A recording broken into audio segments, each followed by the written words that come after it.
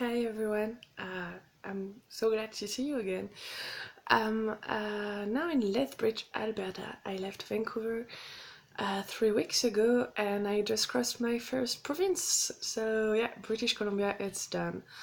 I'm done with the mountains and I'm done with up and downs and I'm ready for some flatlands, which is good because it's gonna happen for like at least 2,000 kilometers, I guess. So yeah, first province done, and I think it's time for a little checkup because I had a lot of things in my mind during those 1100 kilometers I just did. So it's time for the first checkup with you guys. I am actually capable of a lot of things. It's the first thing that comes in my mind when I think about this trip. I've been able to motivate myself to just go on the bike every day. I was able to do almost 100 kilometers every day for like 11 or 12 days, something like that. I didn't take any big breaks. And yeah, it was hard. Like there was wildfire, it was like days above 35 degrees. There was a lot of emotions as well, dealing with all of that, lots of pain in my muscles. So yeah, I'm happy I did it. I'm proud of myself, and that feels really nice. Like, look at this smile a bit. Really nice. But at the same time, I am really tired, and that is no surprise for you guys, but that's pretty big surprise for me. So yeah, I'm pretty tired, and I think I know why.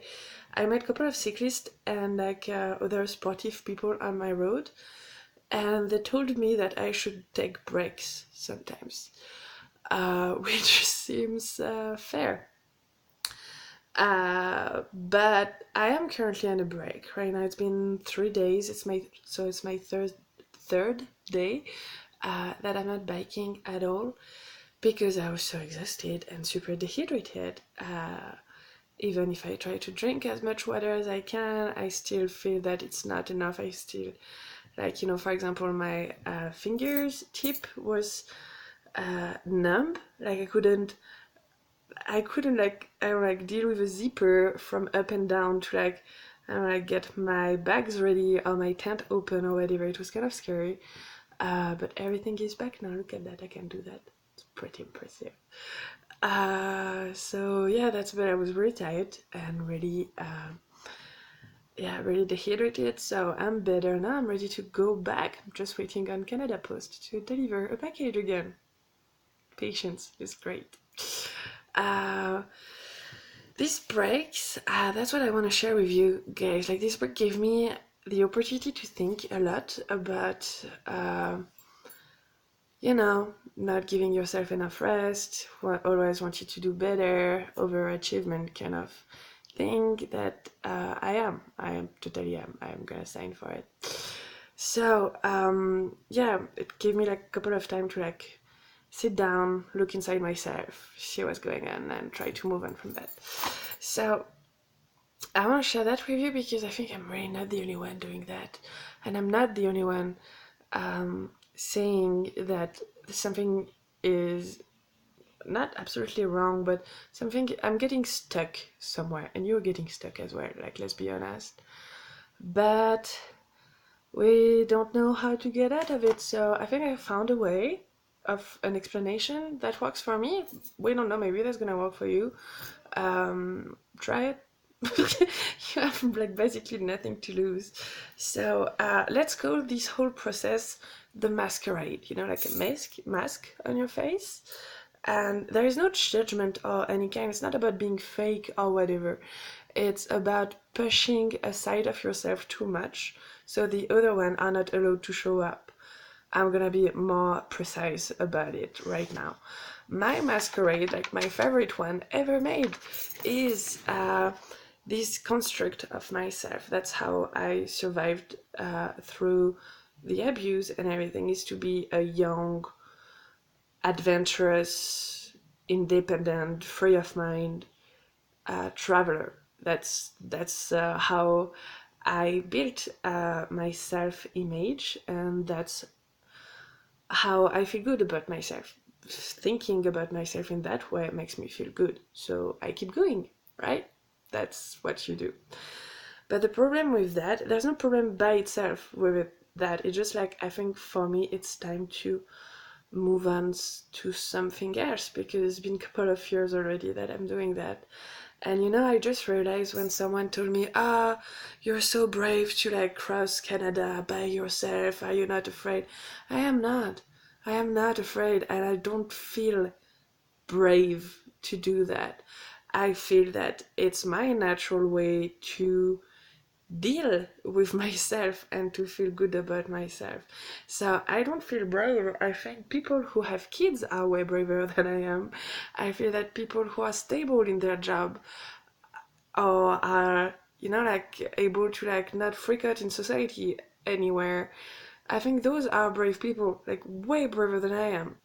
Those who can like stay at home for like, I don't know, a couple of months in a row without a job and without freaking too much about it, those are brave. I don't feel brave by crossing by Canada and camping and stuff. Um, yeah, so this part of myself is something, it's inside me. I'm not faking it. Like, no one can fake cross biking in Canada. But I think it's something I have to let go a bit of that, because it's not leading me anywhere. I feel that this skin is too tight for me now. And I also feel that it doesn't allow me to connect the way I now want to connect with other people and with other part of myself. So I really have to try really hard to not jump into this construct of like this mask of being a badass, wild, adventurous person. Because yes, I am one. I'm never gonna let that go completely. It's just too much fun. But I think I have other things to explore in myself than to only show this one and only go for this one all the time. And I also know that for now in the therapy process, I need to reach out to what is called my inner child. Like, we all have that. We all have this little kid we had inside, except that mine didn't grow up and it got stuck around like 6 or 7 years old in a world of fear, abuse, neglect, and where his life didn't matter, his value wasn't clear. So I need to take care a bit of this kid, and I think, like, talking about being brave, I think that's gonna be the brave move here. I have no idea what this kid looks like. I have no idea. I think that's a girl. I think she never shows herself. She is too afraid and too wild for that. She's kind of those like feral kid who just don't show up when you want her to show up. She doesn't listen to any kind of thing because, well, she doesn't want to. And she's been traumatized, so it's not gonna help. So I'm really gonna try to transform all this strength and power I feel by being this badass adult person, to try to transform into a strength for reaching out to this inner kid. And that's kind of the statement I want you to do here. And it's scary, but I'll be fine eventually. I know I need to connect with this kid in order to feel better and to feel more complete, and also to be able to know what I feel clearly instead of always being in this like cloud of intensity of feelings. I really hope at some point I'm gonna have peace, and I know as long as I didn't listen and hold the hand of this little terrified kid inside, this is not gonna happen.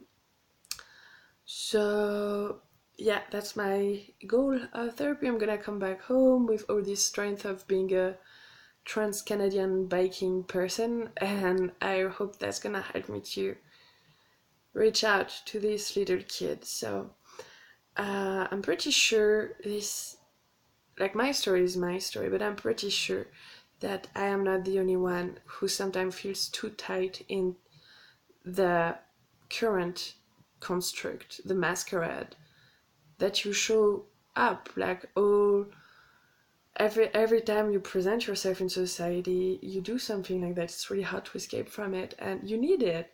If that exists, it's because we need it. It's okay. But if you feel too tight in your own shoes right now, that's because you have to change your shoes. Same way, when a snake change and shed his skin, it's because it's becoming too tight because the snakes grew up. Well, we have to do the same as human. Sometimes we have to shed in order to grow up. I don't think it's something that's ever gonna change because our life revolves around change, like child and then teenage and then adult and then I don't know, parents and then all of that. Every time there's a change, every time you have to shed.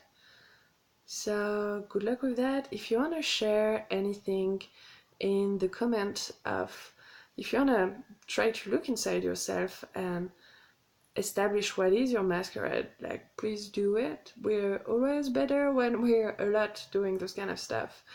I hope it's gonna help some of you, and well, thank you for listening. I'll be back on the road tomorrow, and I'm gonna cross Alberta, and then Saskatchewan, and then Manitoba, and then Ontario, and I'm gonna be home again, and I can't wait. Well, good luck.